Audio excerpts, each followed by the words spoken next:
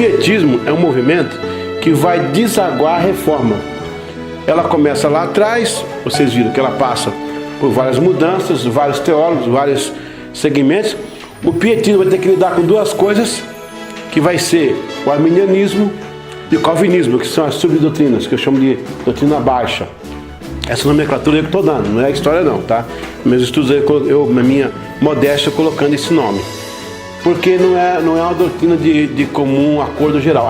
A reforma todo mundo concorda, que ela foi necessária, que ela veio e todos participaram. Ela foi um divisor de águas para a igreja.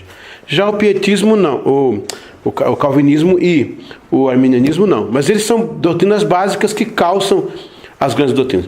O pietismo vem de pietatis, né? Pietatis, piedade. Foi um movimento que trouxe até hoje, né, nos nossos dias, ele está perdurando em várias versões, mas ele trouxe de volta a proximidade entre o homem e Deus, coisa que a gente perdeu lá atrás, no tempo da igreja primitiva, logo depois da igreja primitiva, com a institucionalização da igreja católica em si, e a figura do sacerdote que entra no meio para intermediar, e a gente perde esse contato. O pietismo vem reclamando isso. Jacob Spener, 1635, ele vem com essa ideia, ele sai. É interessante que a luta dele é uma luta mais informal. Só que na informalidade dele, ele alcançou muito mais. É interessante isso aí. Apesar que eu acho que realmente foi um propósito de Deus, né? A página 3 diz assim, ó: o pietismo foi responsável por uma mudança cultural interna, jamais vista. Enquanto o puritanismo contestava o cristianismo de sacramentos e ritos, o pietismo trabalhava o homem interior. Esse movimento influenciou segmentos de inspiração protestantes, tais como o metodismo, o movimento de santidade, holiness, o evangelicalismo, o pentecostalismo, os grupos diversos, como no caso os moravianos também.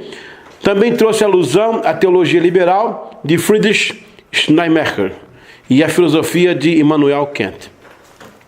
Tirando a parte da filosofia aí, porque na verdade eu não vou afirmar aqui que o Spener alimentou essas filosofias, mas eu quero dizer que eles foram buscar na filosofia algo que pudesse suportar o que eles falavam. Porque, por exemplo, quando eu vim aqui com esse compêndio, pode ver que tem uma bibliografia lá atrás, não tem? Porque eu não posso vir sozinho. Eu não posso levantar de manhã, inventar um movimento e vir aqui e falar, no dia tal, século tal, aconteceu isso. Não, eu tenho que ter argumentos na história, e a história é escrita de fragmentos. Tem fragmentos que tem 1000 anos, 200 anos, 100 anos, 10 anos, e perde-se muita coisa. A gente tenta ligar uma coisa, tentar encontrar uma coisa.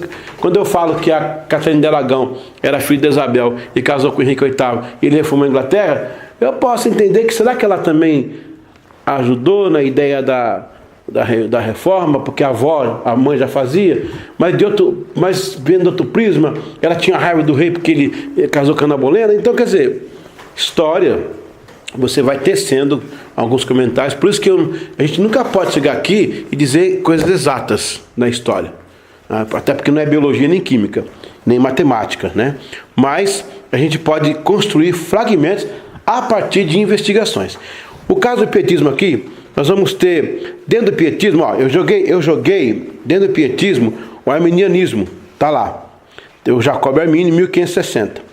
Depois vem o Jacob Spener, o Augusto Frank e o Nicolaus Zinzendorf. Na verdade, os 3 mosqueteiros do pietismo são esses aqui: o Jacob Spener, o Augusto Frank e o Nicolaus Zinzendorf. O Augusto Frank ele vai iniciar algumas missões. Ele vai ser uma pessoa que vai incentivar a questão missionária também. É até interessante. Vamos lá? Eu vou dizer o nome, vocês falam a data, depois o grupo e o estilo, tá? E o estilo deles. Jacob Armínio, grupo e não, remonstrantes. Remonstrantes. E o tipo? Missionários. Jacob Spener, 1635. Grupo? Pietistas. O estilo deles é estilo, foi estilo. Confessionários. Mas não é estilo, tipo. Augustus Frank, 1663. Grupo? Pietistas missionários. Tipo? Missionários. Nikolai Zinzendorf, 1700. Grupo? Irmãos morados. Tipo? Missionários. Então, nós temos em 1560 o nascimento do Armínio. O Armínio não nasceu e cresceu e estudou dizendo: eu vou montar uma doutrina para levar meu nome. Foi por acaso. Foi casual, como a gente já discutiu. Eu vou ler mais uma coisa ainda. Então eu tenho o Armínio aqui em 1560. Aí eu vou ter o Jacob Spener. A palavra Jacob é o quê? Jacó. Yaakov. Tiago também. Pegou ou não? 1600. É uma variante para Tiago. Para James. James também. Eu tenho o Jacob Spener em 1635. Eu tenho o Augustus Francke em 1665, é isso? 3, né? Opa, errei por um, tá bom, né? Eu tenho o Zinzendorf, 1700. Então, aqui eu tenho... Meu Deus, acabou. Aqui eu tenho a Baixa Doutrina do arminianismo, né? Arminianismo. E aqui eu tenho a Alta Doutrina. Um preto, né? Pietismo. Na verdade, o Armínio vai alimentar também o pietismo. Por quê?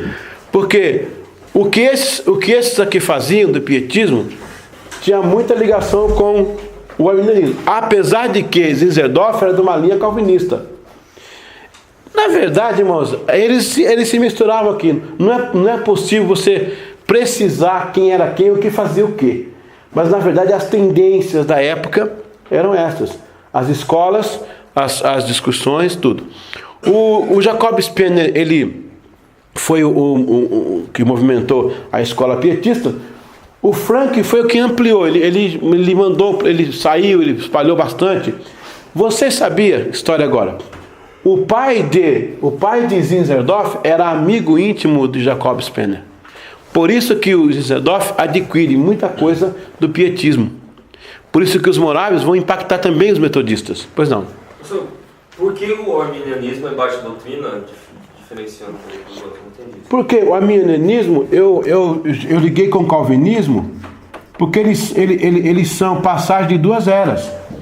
A grande era da reforma, a reforma e o puritanismo e o pietismo. São três grandes eras. Então, quem está lá consolidou o conceito de Armínio e de Calvino? Seria? Vou dizer que o Armínio precisava do Calvino para falar o que ele falou. O Calvino precisava da reforma para fazer o que ele falou. O puritanismo precisava do Calvino. O arminianismo e o calvinismo, ele vai fazer eles não são mais geral, eles são duas vertentes. Duas vertentes. Quando eu falo em reforma, eu falo em geral. Ó, reforma pega aqui, todos aqui. Aqui, ó, reforma. Puritanismo, eu pego os dois. Pietismo, eu pego os dois. Por quê? Na reforma, no pietismo, no puritanismo, eu tenho um pouco de Armínio e tenho um pouco de Calvino. Eu não tenho um Armínio total. Eu não tenho um Calvino total. Entendeu, gente? Porque o movimento que eles iniciaram foi um movimento um pouco mais baixo. É um movimento dentro do movimento, é um submovimento. Eu tenho uma esfera maior chamada pré-reforma, uma esfera maior chamada reforma, uma esfera maior chamada puritanismo e pietismo. Porque era uma coisa geral. Quer ver? Muitos dos puritanos pensavam também em piedade, em pietas, né? A mãe de John Wesley era pietista e também era puritana. Mas eles tinham, dentro do puritanismo, tinha a divagação arminiana e a divagação calvinista. Mas o geral era o puritanismo. Pegou? Por isso que essas ideias, o ciclo maior, que chama de alta doutrina, abrange esses dois. Esses dois aqui, capaz que não abrange todos os outros, mas os outros abrangem eles. Por isso que é uma subdoutrina, entendeu? Quer dizer, essa é uma nomenclatura que eu estou colocando, não está na história. Diga-se de passagem. Que de repente eu inaugurei uma nomenclatura nova. Daqui para frente a história use, se não menosprezar meu singelo trabalho. Então, o Zinzendorf aqui, ele tem muita piedade. Os moráveis faziam muito isso, por causa da influência do pietismo aqui. O Jacob Spener vai começar umas escolinhas chamado Pietatis, Collegia Pietatis, colegas de piedade, colegas de pietismo. Eles vão se reunir em casas para ler a Bíblia. Olha só, os pequenos grupos voltando. Por isso que Susana vai fazer isso com os filhos. As primeiras sociedades que vão aparecer, 1670, tá? Isso mesmo, bateu. Que é a idade dele, 35, tinha uns 30 anos, por aí. Eu fiz uma pescagem sem ver mas em 1670, as primeiras escolas de piedade, que são esse grupo que reúne para ler a Bíblia, uns com os outros falarem suas dúvidas e preocupações e atender aos necessitados. E William Morgan, em 1730, ele vai influenciar os Wesley a visitar presos presidiários, porque a categoria presidiário, a categoria de pessoas, um termo muito chato, aleijado, não gosto desse termo, né? A gente usa, na América, pessoas com deficiência dificuldade de locomoção. Aqui no Brasil tem aquela palavra deficiente, cara, é horrível, né? O brasileiro parece que não tem noção de ridículo. Pessoas com dificuldade de locomoção, é muito mais polido, né? Então, para eles, os aleijados, os presidiários, eram pessoas que estavam pagando pecado, que estavam no bico do urubu. E o William Morgan, ele convenceu os Wesley a fazer a visita a um preso. E eles foram. O Wesley gostou da atitude e voltou. Quando você vê nos filmes aqueles pastores pregando em prisões, aqueles filmes de cara do faroeste, são metodistas. Há uma lenda que diz assim, ó: se depois da meia-noite alguém bater na porta com veemência, ou é um urso branco ou é um pastor metodista. Porque eles eram desbravadores. O nosso movimento é um movimento muito bonito. Desbravadores. Hoje tem muitos que não fazem isso mais. Eu ia falar outra palavra, mas a gente era mais desbravador. Tinha uma época quando havia as nomeações, os pastores recebiam nomeações nos cavalos. Aí o bispo gritava, fulano de tal, cidade de tal, ele saía. Era assim. Hoje em dia a gente fica vendo o que a gente vai ganhar, se a igreja é boa, se é ruim. Eu não sei se tem igreja ruim, tem. Mas diz que tem igreja boa, porque a igreja é muito boa. E tem igreja ruim? A igreja do Senhor Jesus, toda ela é boa. Se tiver 2 ou 3, o Senhor está no meio dela. Então, esse pessoal aqui vai fazer a linha pietista do movimento. Vamos para a apostila? Página 14. Pietismo. O pietismo foi um movimento que procurou amplificar a experiência individual do crente com Deus. Opa, olha que definição aí. Olha que definição legal. Vamos ler essa frase aqui juntos? Vamos lá? 1, 2, 3. O pietismo foi um movimento que procurou amplificar a experiência individual do crente com Deus. É isso aí. Ele não pode ser confundido com a doutrina do quietismo, pois a mesma tem profundas inclinações ao esoterismo, o que não é o caso do pietismo. Tudo começou quando alguns princípios luteranos foram negligenciados e as pessoas sentiram necessidade de buscar algo mais pessoal que litúrgico. Entre os anos 1650 e 1800, o movimento atingiu seu apogeu. Na verdade, de onde surge o pietismo, gente? Do luteranismo. Por isso que eu falei que o pietismo precisava do calvinismo. O Armínio precisava do Calvino, como o Calvino precisava da grande reforma. O pietismo precisava do puritanismo. Está vendo aí? Agora, da onde que nasceu o pietismo? Da necessidade de se evocar alguns princípios que o luteranismo tinha negligenciado. Ou seja, muita letra, muita escrita, mas pouca ação. E aí o Jacob Spener veio para espanar isso aí. Gostou, né? Espanar, legal. Neste ponto, o pietismo concorda com o luteranismo. Vamos lá, as concordâncias aí? Eu falo A, vocês falam a frase. A. ênfase na conversão pessoal. B. Busca a santificação. C. Ter uma experiência religiosa. D. Diminuir os credos e confissões. E. Renunciar ao mundo. F. Promover a fraternidade universal dos crentes. G. e ter uma abertura à expressão religiosa das emoções. Olha, há alguns escritores, eu não vou afirmar, mas eu já li, que entre luteranos primitivos havia manifestações de glossolalia. O que é glossolalia? Fala aí outra língua. Exatamente. Eu não vou aprovar, eu não estava lá primeiro, não filmei, mas escreveram isso. Bom, é de se pensar, porque na verdade eles queriam mesmo esta volta. O Lutero realmente ele era um pietismo e puritanismo combinado, né? Só que depois dele a coisa assim ampliou e teve mais explicação. Quem surgiu com essas ênfases foi Philip Jacob Spener. Ele nasceu em 1635 e morreu em 1705. Quando ele morreu, o John Wesley tinha 2 anos de idade. Pegou aí? Interessante? Ele escreveu a obra chamada Pia Desideria, 1666. Seu trabalho influenciou outros grandes homens da história como Augustus Hermann Francke, Nikolaus Zinzendorf, Albrecht Bingel, Paul Anton e Johann Caspar Schade. O pietismo foi o responsável pelo nascimento dos movimentos como o metodismo, o movimento de santidade, o evangelicalismo, o pentecostalismo, o neopentecostalismo, etc. Impactou também a teologia de Friedrich Schleiermacher, bem como a filosofia de Immanuel Kant. Spener nasceu em Rapstoweller, na Alsácia, em 13 de janeiro de 1635. A Alsácia tem uma superfície de 8.280 km², sendo a menor região da França metropolitana. É a ponta da França aqui em cima, já na divisa aqui, mais um pouco acima, assim. Interessante, já. Eu fui para o São Sebastião, que é do outro lado, eu não pude ir lá, mas eu quero ir visitar ainda lá.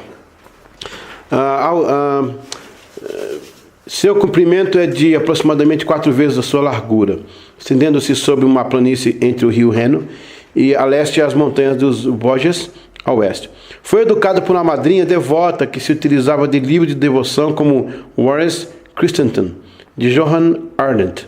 Spener entendeu a precisão de uma reforma moral. Ele estudou teologia em Strasbourg, onde os professores da época, especialmente Sebastian Smith, tinham inclinação para o cristianismo prático. Em vez da disputa teológica, ele foi grande amigo do pai de Nikolaus Zinzendorf, daí porque os moráveis eram pietistas. Então, veja bem, o Jacob Spener, ele teve influências... Deixa eu tapar aqui, gente. Ele teve influências, por isso que é muito interessante a criação. Essa madrinha era uma mulher muito devota, muito ligada nas coisas de Deus, e acabou por influenciar Spener. E também, na escola onde ele estudou, ele encontrou esse material da teologia prática. O Wesley também foi influenciado por alguns escritores. Guilherme de Law e alguns outros que a gente vai citar na próxima aula. Não foi diferente do Spener. Quando vocês estão aqui no seminário, vocês estão sendo influenciados por alguém. Por um livro que você escreve, por uma frase que o professor fala, por uma conduta do professor, e também até estimulados por outros. E por coisas. Então, o importante é se agarrar aquilo que alimenta. O que alimenta é necessário, o que não alimenta é desnecessário. Se você conseguir colocar essa linha, você vai conseguir alcançar seus objetivos. Esse pessoal aqui não nasceram à toa. Eles sabiam o que estavam fazendo no momento que descobriram o seu propósito. No momento que você descobre o seu propósito, você nunca cai da bicicleta. Você vai se manter sempre em equilíbrio. Aquele que cai da bicicleta porque não tem propósito, não sabe para onde vai, não conhece a rua, não tem domínio naquilo que ele está fazendo. Então a fé é igual pedalar de bicicleta. O desejo, a vontade, a visão é como pedalar de bicicleta. Enquanto você pedala e tem equilíbrio, você vai. Parou para olhar para trás, você cai, faz a curva. A curva só pode ser feita, toda a curva pode ser feita na dinâmica que você implementa a sua dimensão. Então, se você está com muito sede ao pote, muita velocidade, você acaba por capotar. Esses caras aqui, eles tinham algo em comum. Todos eles tinham um norte na vida. Nada os impedia. Ninguém conseguiu calar. E quando calava era na fogueira, ou na forca, ou no afogamento. Já pensou? Que elite é essa? Onde é que está esse povo? Isso é um outro planeta? Isso é terra ainda? Eu não sei se é terra, se é... Porque a gente não está vendo isso hoje. Está vendo um bando de fraco, de frouxo, se acovardando, botando para trás, dando marcha ré com muita facilidade.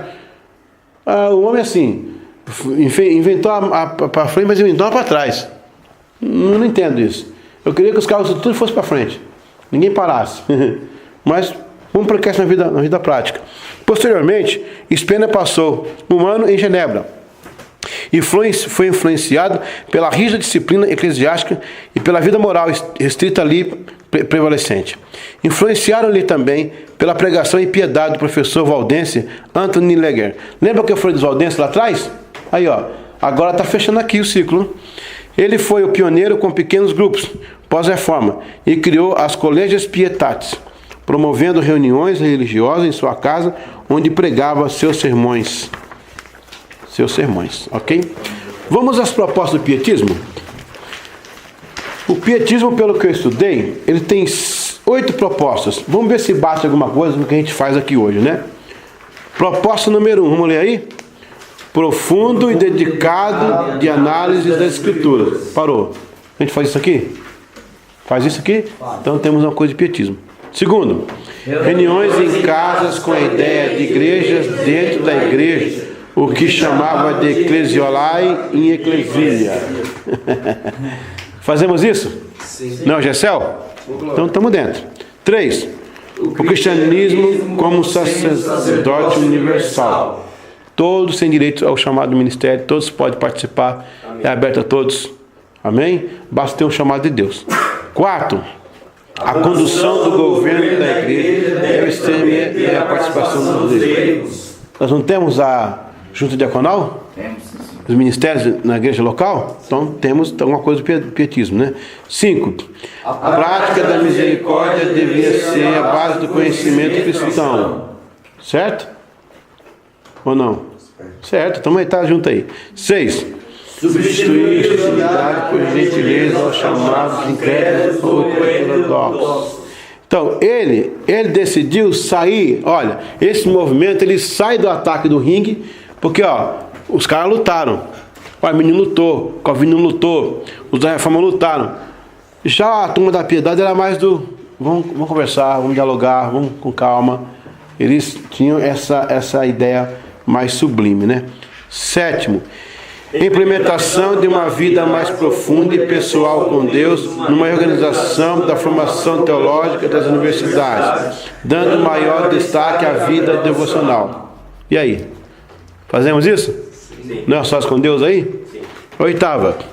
A fé como ênfase de uma experiência pessoal, livre de sacramentos e ritos, algo vivo e próximo com mensagens sem muita retórica e mais devoção. E aí? Então esse movimento foi benéfico à igreja, por isso que influenciou bastante ao metodismo. O Wesley vai assimilar demais a respeito do pietismo. Esses princípios foram de um grande mover naquela época. No entanto, agora vamos lá, olha que interessante. No entanto, houve quem não gostasse, inclusive os ministros luteranos, não foram simpatizantes a Spener, uma vez que ele fere alguns desvios da igreja luterana. Os radicais. O pietismo tradicional manteve-se praticamente no seio das igrejas luteranas, pois o pietismo radical cresceu muito, criando uma elite separatista. Eles faziam algo tipo, nós somos melhores que os outros. E existem algumas coisas assim hoje em dia, né? Tem umas igrejas que são segregadas, né? Só eles vão para o céu, só eles se conhecem. Frank é um personagem que vai aparecer e incentivar o movimento pietista radical. O pietismo se distanciou da base e criou uma igreja segregada. No caso, o radicalismo, né? Primeiro, eles queriam ter as suas próprias congregações. 2. Teceram duras críticas às noções de Lutero quanto aos temas de expiação, autoridade das escrituras e sacramentos. Só na Universidade de Halle, o pietista Augusto Frank fundou 1.695 orfanatos, asilos e gráficas. A inclinação social pelo pietismo é tremenda. A gráfica social de Frank chegou a distribuir 80 mil bíblias completas e 100 mil novos testamentos em apenas 7 anos. Um fato notável, já que antes da Alemanha, cerca de 80 anos, 1534 a 1126, foram produzidas apenas 20 mil bíblias. Então, é um movimento que trouxe e resgatou a santidade das obras, não só do coração, que era voltado para Deus. Vocês agora estão entendendo uma coisa? O puritanismo, a reforma, a base deles é mais teológica, rituais, sacramentos, liturgia, certo? Que temos que também ver. Agora, o pietismo ele faz para a vida prática, para a vida da interação. Quando você interage com as pessoas, os movimentos, a sua santidade com Deus. Então isso é muito importante. A gente herdou e tudo isso aí. Vamos agora para o arminianismo. A gente vai dar uma pincelada aí. Mas alguma dúvida até agora, gente? Quem pode me classificar aí a reforma em doutrinas altas e doutrina baixa? Quem pode me ajudar? Primeira coisa aí. Pré-reforma. Vamos primeiro doutrinas altas, né? Pré-reforma. Reforma. Pietismo. A doutrina baixa. Calvinismo e arminianismo. E tem mais subs, que são os anabatistas, mas eles estão mais ou menos ali juntos, os quakers, todo mundo ligado. Não dá para esmiuçar tudo, até porque vocês não estão numa faculdade de história. Não seriam 4 anos só de história, a gente ia pegar o negócio bem tranquilo. Ok? Vamos agora à parte do arminianismo. Eu queria dizer a vocês que o meu teor aqui não é teológico, eu não vou discutir pontos, tulipa, essas coisas, eu vou só mostrar na história, mas para falar... Para mostrar, você tem que ler pelo menos o que está aqui. Mas eu não quero entrar em detalhes porque não é aula minha. Essa aula é aula de doutrinas wesleyanas, se não me engano, né?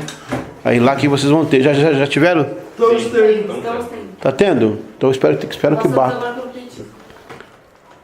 Pietismo também? Como doutrina, né? Puritanismo e pietismo. Já foi. Eu estou dando... Mas está diferindo alguma coisa? Diferindo o que eu estou falando? Difere alguma coisa? Não. Eu estou dando o lado mais histórico. Datas, personagens e tal. Eles dão mais na parte teológica, né? Sim, na questão que eram radicais, mas na questão de perseguir os cristãos que não eram igual a eles. Tem esses dois lados aí. O próprio Zwinglio, ele coordenou batalhas, né? O próprio Calvino também, ele tinha muita inserção no governo local, em Genebra. E ele foi incitador de alguns movimentos também. Que teve momentos que os protestantes mataram também católicos, né? Teve momentos. Terrível. Não foi só os protestantes foram mortos, não. Mas católicos não. Protestantes, mas católicos também. Mas o conceito cristão que eles tinham, que fazia o que eles mataram? Era o zelo pela doutrina, né? Era o zelo pela doutrina e aí o medo da ameaça. Agora os huguenotes não reagiram, não. Os huguenotes, coitados, eles morreram muita gente. Um dos maiores massacres da história foi os huguenotes, né? Um dos maiores massacres. Mas eles não reagiram, não. Acho que eu já coloquei os huguenotes aqui, já passei por eles ali, né? Na outra página. Foi. Já passei. Ok. O arminianismo é uma linha de pensamento sobre a salvação e outros comportamentos cristãos. Jacob Armínio, tanto Jacob, já viu?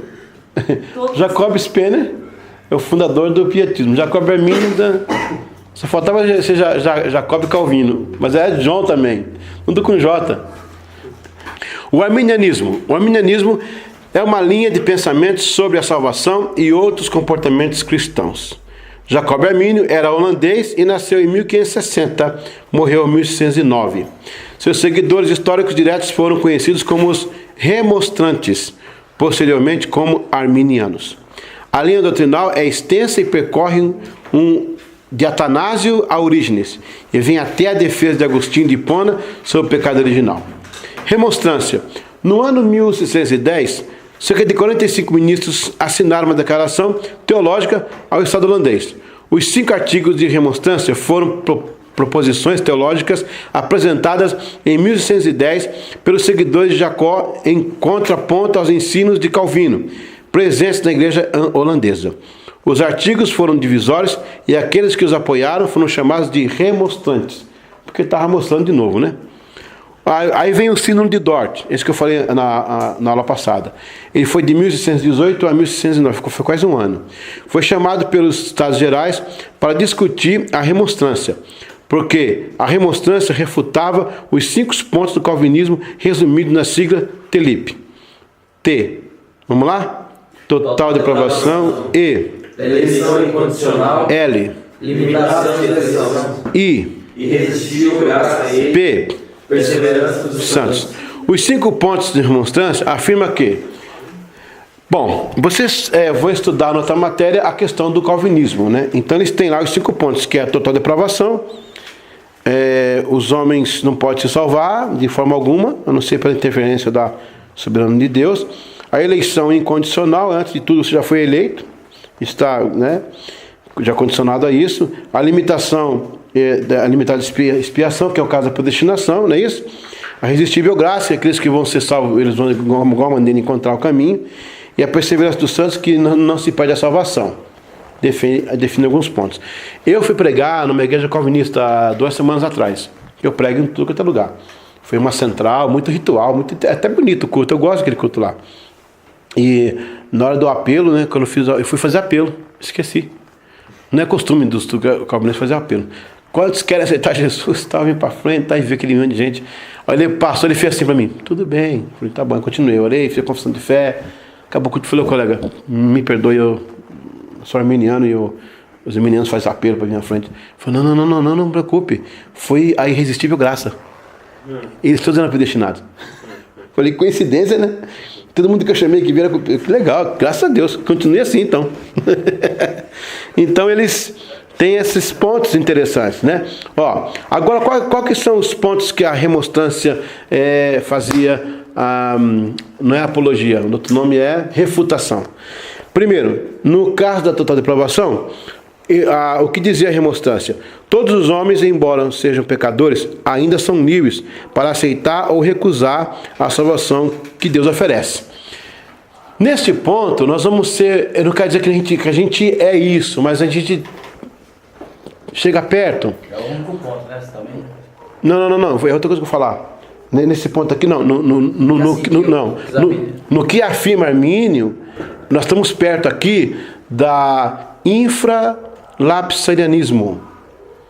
Os calvinistas são mais supralapsarianismo. Supralapsarianos.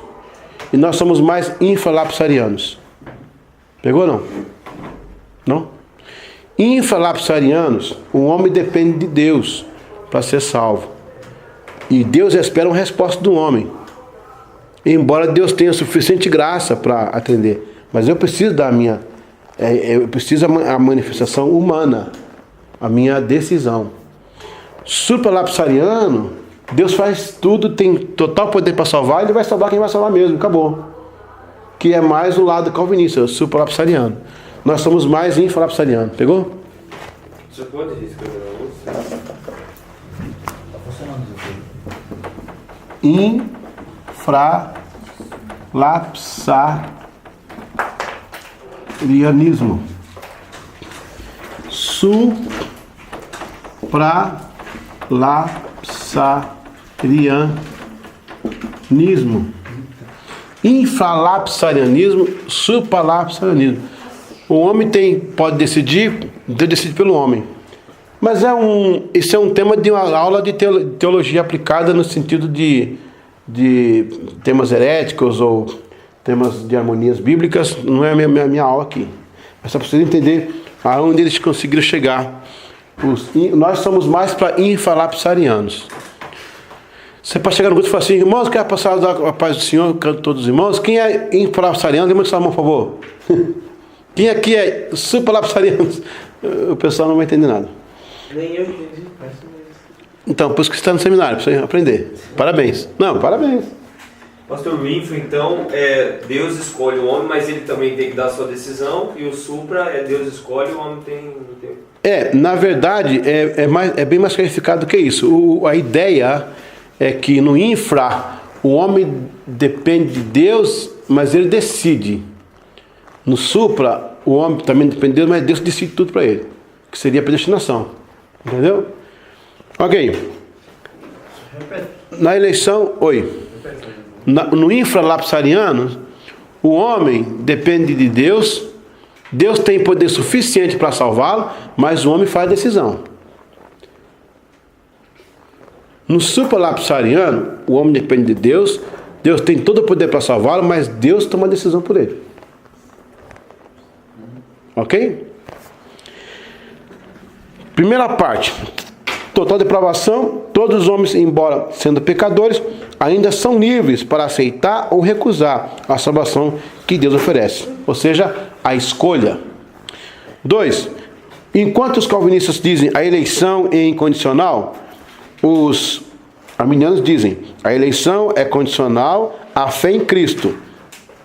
E que Deus elege para a salvação aqueles que Ele sabe de antemão que terão fé nele.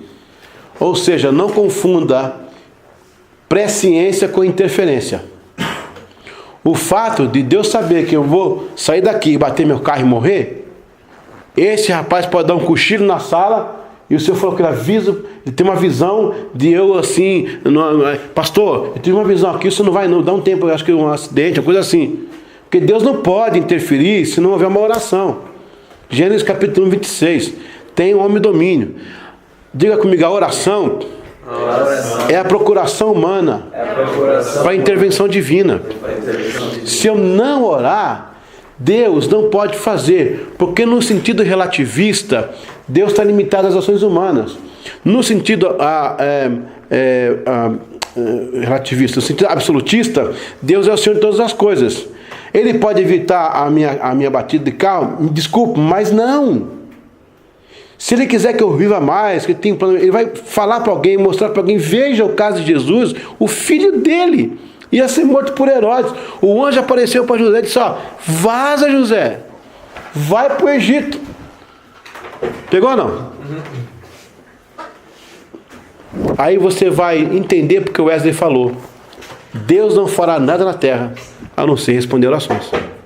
Deus não se mexe se não houver orações. Sabe por quê? Deus colocou um limite. Um limite. Aqui para cima manda Deus, aqui embaixo manda homens. Gênesis 1:26. Tem homem domínio, tem homem domínio. Deus só pode interferir nas minhas causas quando eu convido Deus. Por isso que a salvação é assim, Senhor. Eu estou à porta e bato. Quem abrir eu vou entrar. Quem não abrir, eu vou ficar outside. Então quer dizer, eu preciso entender que Deus só faz quando eu oro. Se eu não orar, por isso que quando eu viajo na internet, eu coloco, atenção, intercessores, ore por mim, é a minha rede de intercessores, me ajudam, que eu sei o quanto vale uma oração. Amém? 3. Limitada expiação, é aqui a predestinação. Não há limitação de expiação, sendo que Cristo morreu por todos e não só para os predestinados. Amém, igreja? Amém. Todos aqui, ó, merecem ser salvos em Jesus Cristo. Glória a Deus. Amém? 4. Irresistível graça. A humanidade tem livre-arbítrio para resistir à graça de Deus. Ou seja, enquanto os calvinistas falam que a graça é irresistível, o arminiano diz, a humanidade tem livre-arbítrio para resistir à graça de Deus, ou não? Tem pessoas que não querem. Não querem. Eles podem resistir. O texto não fala isso? Eles que estão à porta embaixo, quem abrir eu entrarei. Quer dizer, eu não vou entrar nas questões aqui calvinista, até quem está me assistindo, está vendo? Quem for calvinista, fala, esse cara está muito fraco de argumento. Mas é porque não é a minha aula disso, que eu estou falando de história. Isso aqui é só uma pincelada. Se você quiser mais, procura outras pessoas que vão te ensinar melhor. 5. Perseverança dos santos. Eles dizem que os santos não caem da fé, não são uma vez salvo, salvo para sempre. Mas a Arminio disse assim, pode ser condicional ao crente permanecer em Cristo. Porque a fé é uma linha. A fé é uma linha. Eu decido se ando nela ou se eu saio dela. O Wesley vai ajudar a gente nesse ponto. Eu vou ler agora sobre o arminianismo wesleyano. Ele vai dar uma ajuda nesse ponto aqui. Porque o Wesley vai entrar naquela proposta de João. Os que são nascidos de Deus não vivem em pecado. Ou não vivem no estado de pecado. Ó, cara, eu não posso entrar em teologia, mas eu tenho que dar uma pincelada, não tem como. Como é que eu vou colocar isso aqui para vocês? Para o cristão que teve uma experiência de conversão genuína, o pecado é um estado temporário. Para o não cristão que não teve experiência genuína, o pecado é pecaminosidade. Ele é uma linha normal. O cara mata, o cara rouba, o cara estrupa, o cara apronta, mente, engana. É comum para ele. Aqueles caras que falam frio, eu matei 4, mato 5. Não tem problema não. Pô, não, deixa o cara lá morto lá e dá uma cuspida aí e vai embora. Para esse pessoal, o pecado é a vida deles. Quando você aceita Cristo, você tem um sensor contra o pecado. Agora, você é pecador. Você não quer dizer que você não peca nunca mais. Então você pega e fala, meu Deus do céu, o que foi que eu fiz, Senhor? O meu estado de arrependimento. O meu estado de arrependimento elimina a nutrição do pecado, ou seja, o meu arrependimento é um antídoto contra o veneno do pecado. Eu posso até pecar, eu vou dizer mais uma coisa muito chata, eu tenho direito de pecar por ser humano, por ser um ser humano, mas não tenho o dever de ficar no estado de pecado. Ora, eu tenho a minha esposa, ela é minha mulher há 25 anos, por que eu vou colocar os olhos de outra mulher? Ah, mas a mulher é bonita. Sim, tem mulher bonita. E o pai fala, mas tem que ser um estado temporário. Pelo amor de Deus, que é isso, Jesus? Aqui está minha esposa, minha linda esposa, minha companheira. Nós não estamos isentos disso. Mas não podemos ficar nisso. Uma hora que eu olho, vou gostando, eu chego perto, pego o Face, pego o meio, vou conversando, eu estou alimentando o pecado, a pecaminosidade. E aí eu caí. Então nesse caso aqui, ó, é o que o Wesley vai dizer para a gente. Que na verdade, isso aqui não é imputado para todos os pecados na vida. Se Cristo voltar e eu estiver pecando, agora pergunta, né? Você pode outra matéria, minha matéria. Mas é interessante. Deus é que sabe o meu coração. Deus é que sabe se aquilo realmente era pecado para a morte, para eu ficar, para eu não subir. Agora Deus sabe a minha inclinação, por ser humano. É aquela história do escorpião que está no meio do rio e o cachorro ia passar, sabe dessa? E o cachorro falou assim, ô escorpião, o que está fazendo? Eu tenho que ir do outro lado do rio, mas não sei, só vou dar uma volta lá embaixo de uma árvore para poder passar. Não, sobe no meu lombo aí, eu vou passar agora. Não, não quero, não sobe, não quero, não pode deixar, não. Não, eu não prefiro não ir. Não, tá bom. Estava acabando de atravessar, o escorpião picou ele. Ele começou a morrer, falou, escorpião, te ajudei, cara. Você está do outro lado do rio, você vai fazer uma volta. Mas ele falou, te avisei, é minha natureza. Eu sou assim, eu tenho que picar, minha natureza. Não pode fazer nada. Pegou? Então veja, esse pecado é natureza? Daria para o escorpião segurar a barra? Até o cachorro santo lá que agradecer e picar o próximo cachorro? Não fosse ele? Então Deus é que vai conhecer. O problema é que a gente fica tomando lugar de Deus. Se Cristo voltar, os calvinistas falam, mas negócio de pode perder a salvação, não pode perder a salvação. Se Cristo voltar, eu estiver no motel com uma dona. Aí você fica, velho. Porque para chegar no motel, esse pecado foi alimentado pra caramba, hein?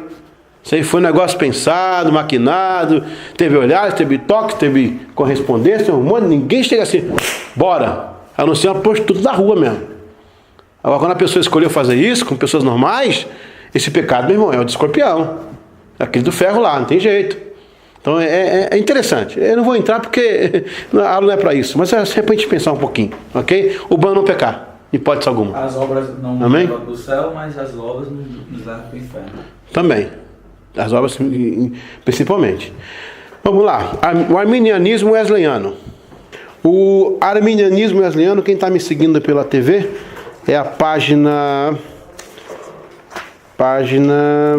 17, 14, página 17. Quem me segue pela TV, página 17, o arminianismo wesleyano. John Wesley vai dar uma perspectiva diferenciada ao arminianismo. Não quer dizer que ele concordou com tudo de Armínio e nem discordou com tudo de Armínio. Ele fez um filtro. Que, aliás, de quando em quando, nos movimentos, tem realmente que repensar, né? Aquilo que for mais... Eu acho que o que tá em voga aqui é a luta pelo original, a luta pelo mais perto daquilo. Por exemplo, qual de nós que queria hoje sentar e ouvir o apóstolo Paulo pessoalmente aqui agora? Ouvindo o apóstolo Paulo, eu preciso ouvir Agostinho de Hipona? Eu preciso ouvir Tomás de Aquino? Eu preciso ouvir Wesley? Não. Agora, depois de Paulo, todo mundo está tentando entender. Cada um buscando um pouco da verdade original, que esses caras aqui tudo tinham boa intenção, né? Então, vamos ver o que Wesley pensava a respeito do arminianismo, ok? John Wesley foi um grande defensor das ideias de Armínio. Tanto é que lutou veementemente contra as filosofias calvinistas. Editou livros, pregou, ensinou, enfim. Realizou uma eterna cruzada para evidenciar os pontos principais do arminianismo. Porém, não acatou 100% das ideias de Armínio. Neste ponto, o arminianismo wesleyano, como é conhecido, difere da seguinte forma. Expiação. A expiação para Wesley não foi um ato rápido, total em si de Deus, e sem nenhum tipo de esforço humano. Ele traz a expiação como um ato mútuo entre Deus e o homem, onde, com base na justiça, o doce amor de Deus pelas pessoas também é a amarga aversão de Deus ao pecado. Aí vem aquela frase: Deus ama o pecador, mas odeia o pecado. Deus não expia, aliás, falar que Deus odeia é perigoso, né? Deus não aceita, melhor, porque colocar ódio no coração de Deus para um teólogo não é bom. Escapei bem? Saí bem? Chama-se feedback, tá? Deus não expia um pecador na convivência do pecado. Ele exclui em Jesus todo o poder do pecado. E num ato substitutivo, o homem recebe o perdão de Deus. Ou seja, ao contrário de Armínio, a expiação não era só um ato divino, e sim um ato divino em convergência as duas realidades de uma vez: o amor ao pecador e a repugnância ao pecado. E com este ato realizando a expiação. Que legal isso aqui, né, gente? É bonito. Ou seja, Deus olha para mim, vê que eu não mereço, que eu não presto, que eu não valho nada. Mas se Ele vê em mim a esperança de me salvar, Ele atua, a expiação, ela é substitutiva. Ele arranca a minha inclinação ao pecado e põe a minha inclinação ao Espírito Santo. Portanto, Deus não te perdoa pelo que você fez. Se você matou, roubou, destruiu, perseguiu, Ele te perdoa por aquilo que você vai ser. Amém? Quando a samaritana saiu da cidade, o povo gritava: lá vai a prostituta. Quando Jesus a viu, disse: lá vem a missionária. Então Deus não me salva e não me perdoa pelo que eu fiz. Ele não passa a minha cara: eu te salvei porque você era bandido, porque você não prestava. Não, eu te salvei porque você vai ser uma bênção, vai ser um pregador, vai ser um missionário, um homem de Deus. Eu vou te usar com graça, com unção. Amém. Amém. Amém. A possibilidade da apostasia. Essa questão da apostasia para o Wesley, como é que ele encarava? O Wesley recebeu plenamente a confirmação arminiana em que os crentes podem sim se afastar da fé salvadora e perdê-la. É muito clara essa afirmação de John Wesley em seu famoso sermão A Call to the Backsliders, uma chamada aos apóstatas. Para Wesley, a salvação não se perde por cometer pecado, e sim pelo longo período deste ato, onde o estado está profundo. Ele também via a queda por dois prismas: quando não há confissão e quando a atitude de apostasia tornou-se comum à pessoa. Pegou aí, gente? Que legal isso aí? Não é interessante? Então ninguém perdia a salvação para Wesley por ficar exposto. No caso, a ideia que ele tem de perder a salvação é a pessoa ficar exposto longo período ao pecado. Ou seja, o pecado tornou-se comum, então ela perdeu o direito. Simplesmente ela perdeu o direito. Agora um resvalo, a pessoa acordou, se arrependeu, ele pode manter a salvação dele. O que o Wesley discorda de Armínio é que a teoria de que tal apostasia é final não procede. Ao falar sobre aqueles que naufragam em sua fé, 1 Timóteo 1,19, argumenta que não apenas 1 ou 100, mas estou convencido, muitos milhares, incontáveis são os exemplos daqueles que tinham caído, mas que agora estão de pé. Amém? Glória a Deus. A última expressão de Wesley a respeito o que difere do arminianismo tradicional é sobre a perfeição cristã. Wesley ensinava que os cristãos podem atingir um estado de perfeição prática, o que nos leva a um estágio de ausência de todo pecado voluntário. Preste bem atenção nisso aqui. Isso só é possível conforme o sustento do Espírito Santo em sua vida. Também conhecida como inteira santificação. Ele defende que a perfeição cristã é a pureza de intenção, toda a vida dedicada a Deus. A mente que estava em Cristo nos capacita a andar como Cristo andou. Isso é, amar a Deus de todo o seu coração e aos outros como a você mesmo. Isto é, uma restauração não apenas para favor, mas também para a imagem de Deus, nosso ser encheu-se com a plenitude de Deus. Bom salientar que Wesley clarifica a questão ao dizer que não se trata de perfeição física ou de qualquer infabilidade de julgamento. Simplesmente, ele defende a ideia que não devemos violar ou desafiar a longanimidade da vontade de Deus, achando que podemos ficar agindo em transgressões voluntárias. A perfeição cristã reconhece que a pessoa posta sob uma tentação deve estar em contínua vida de oração, pelo perdão e santidade. Ele ainda afirma que isso não é uma perfeição absoluta, mas uma perfeição em amor. Vale ainda salientar que Wesley nunca ensinou uma salvação pela perfeição, mas preferiu dizer que a santidade perfeita é aceitável a Deus, somente através de Jesus Cristo. Entendeu? Estão entendendo? Então, existia na época passada um pessoal que se autoflagelava, que batia nas costas quando pecava, se flagela, isso, cortava assim, si mesmo. Era uma ortodoxia do pecado, né? O Wesley traz uma alusão dizendo que o pecado é uma coisa que está inerente ao ser humano, mas ele pode ser voluntário ou involuntário. Ou seja, eu posso pedir perdão, não preciso me flagelar, Cristo já sofreu o sacrifício para mim, mas eu tenho que parar com aquilo, interromper. O que o Provérbios fala? Aquele que confessa e deixa, alcança misericórdia. Abandono da prática do pecado é tudo que Deus espera no homem para que ele possa se reerguer, se levantar. Era isso basicamente que o Wesley estava colocando nos seus escritos.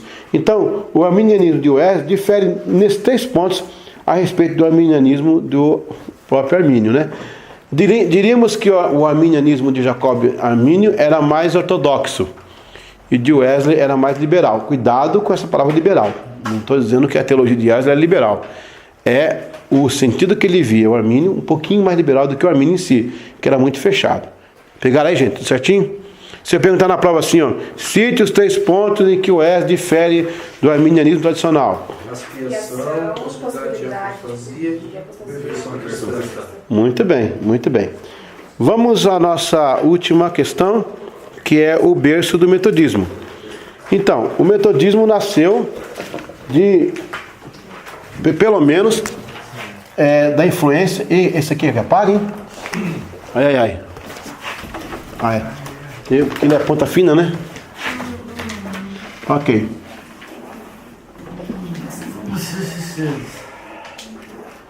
Aqui eu tenho como está aí, ó, o puritanismo,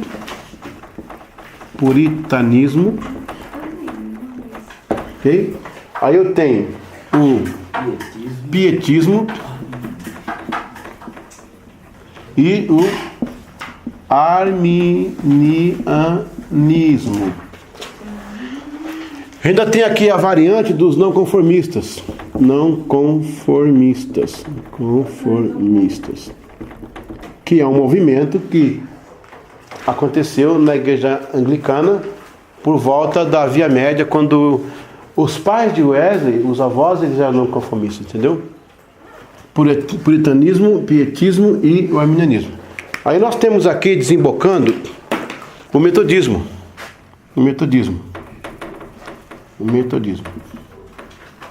Conformismo. Não conformistas. Do puritanismo, nós vamos herdar um pouco da originalidade das escrituras sagradas, a volta ao original, o bloqueio de práticas que eram absurdas pela igreja, a desintoxicação do catolicismo romano. Graças a Deus, né? Hoje não temos santos na igreja aqui, nem crucifixo pendurado, mas crucifixo nada a ver, eu acho linda a cruz.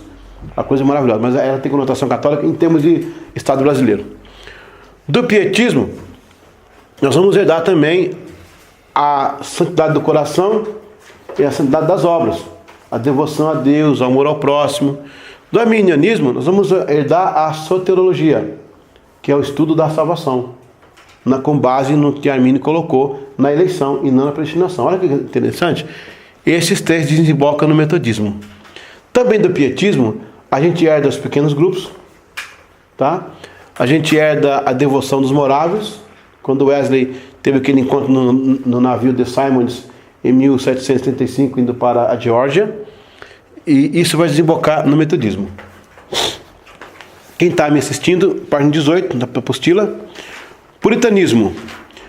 O metodismo recebeu, através de John Wesley, a influência puritana com o filtro necessário. Como também não traz no pacote as tendências calvinistas, inclusive aqueles que são diretamente envolvidos com a soteriologia. A teoria da predestinação é totalmente rejeitada em termos de salvação da alma. Sua mãe Susana, seus avós maternos e paternos, Samuel, Anna Leslie, Bartolomeu, no caso Samuel Anna Leslie era pai de Susana, né? O metodismo importou do puritanismo a vontade de eliminar todo resquício de práticas incabíveis ao cristianismo, como também a busca pelo original, pelo bíblico, pela verdade na Bíblia e não na interpretação oriunda do clero. Okay? Na verdade, o puritanismo vai dizer também que a autoridade maior não está na igreja, e sim nas escrituras. Tá? Aí vai entrar também aquela parte da sola escritura, sola gratia, sola fide, né? Tudo isso é oriundo do puritanismo. O que nós recebemos do pietismo?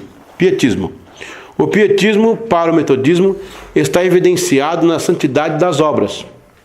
Primeiro, na aproximação de Deus individualmente, onde o metodismo enfatiza o a sós com Deus. E a partir dessa experiência, segue-se a vontade de santificar-se a cada dia. E como fruto dessa santidade, vem o trabalho social, do amor, da luta por uma sociedade mais justa e digna. O conceito de Spener sobre igreja dentro da igreja é seguido pelo metodismo a partir de 1740, quando as sociedades, depois seguidas de classes e bandes, vão evidenciar a volta aos pequenos grupos. O metodismo, por não querer ser mais uma denominação, opta acertadamente pelos pequenos grupos como uma lâmina de sustentabilidade do movimento. Sabe o que é lâmina? Na próxima aula eu vou explicar. Arminianismo. O arminianismo é a veia horta do coração wesleyano. Olha que definição legal isso aí. Nas ideias bíblicas de Jacob e Armínio, deita-se toda a doutrina wesleyana com 3 pontos: salvação, a vida cristã autêntica, testemunho para a salvação. Com uma forte indisposição ao calvinismo, os wesleyanos foram veementemente contra essas inclinações, e o ponto mais alto é a predestinação. Embora registre-se que existe lá os metodistas calvinistas, lá na Escócia tem, que foi um movimento pequeno, sob a tutela de George Whitefield, porém os metodistas em sua maioria optaram pelo governo episcopal e a linha arminiana de salvação, apesar também que tem um governo estilo presbiteriano, de conselheiros também, né? Não só fechado em episcopal. O episcopal é mais fechado via os Estados Unidos, que é a nossa herança brasileira, que veio da Episcopal do Sul, Catete, 1930, Emancipação, 1967, Metodismo Wesleyano, e nós estamos aqui hoje. Conclusão: estudar a reforma no contexto da pré-reforma, a reforma em si e a pós-reforma, nos leva a pensar em Deus, em que Deus escolheu aquele período de 1300 a 1600 para realizar uma virada total no mundo. Interessante ainda é notar que após esse período, que levou cerca de 300 anos, para evidenciar a mudança no mundo religioso, Deus enviou o avivamento por intermédio dos morávios e, consequentemente, os metodistas, seguidos dos congregacionais nos Estados Unidos, como foi o caso de Jonathan Edwards. A reforma é o grande divisor de águas, muito mais importante e impactante que o grande cisma acontecido em 1054, onde surgiu a Igreja Ortodoxa. A reforma foi uma resposta de Deus a tantos clamores e compromisso de restaurar o que era do início puro, santo e edificador. Primeiro veio o avivamento das Escrituras e depois o avivamento dos movimentos. Espero ter te conduzido a um pequeno percurso da história da reforma, desta feita em um estudo meticuloso, e que as lições, as bravuras, os compromissos desses grandes homens possam nos inspirar. Hoje precisamos de uma reforma moral na igreja, até mesmo a que se intitula protestante. Precisamos de uma reforma de caráter e de integridade. Que sejamos os Wycliffes, os Russes, os Luteros, os Armínios, os Wesleys de nossa época, e possamos, como eles, transformar o mundo. Amém. Virou discurso, sim. Não, o George Whitefield, ele vai ser a mistura do calvinismo com o arminianismo, né? Então, ele é uma pessoa que, no meio metodista, dá um destaque por ter abraçado a doutrina calvinista. E ele vai fundar um movimento chamado Metodistas Calvinistas. dá para agregar um pouquinho, porque o metodismo é de governo, né? O calvinista é de doutrina. No caso, o metodista wesleyano, o metodista de governo, o wesleyano de doutrina arminiana. Metodistas de governo e calvinista de doutrina de Calvino. Ele foi um dos. E o Wesley teve muito trabalho com ele. Eles tiveram atritos, publicações. No final, eles fizeram as pazes.